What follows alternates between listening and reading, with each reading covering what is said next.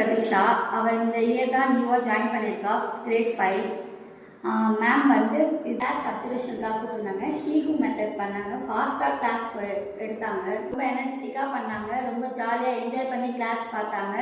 நான் படிக்கும்போது இந்த மாதிரி இருந்திருந்தா நானும் நல்லா படிச்சிருப்பேன். பாப்பா ரொம்ப நல்லா பண்ணாங்க. இன்னொரு ஆக்டிவிட்டி பண்ணாங்க, பிளைண்ட் ஃபோல்டு பண்ணாங்க. அதை பசங்க டச் பண்ணி அதை அழகாக என்னன்னு சொல்லிட்டாங்க.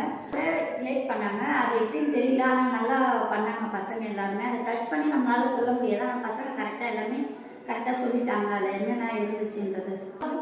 ரூபிக் கியூப்ஸில் பசங்க அதை லேர்ன் பண்ணிட்டு நல்லா சொன்னாங்க. ஜாயின் பண்ண பாப்பாவை எங்கேயுமே இந்த ஸ்கூல் மாதிரி எங்கேயும் எந்த ஸ்கூல்லையும் கூப்பிட மாட்டாங்க.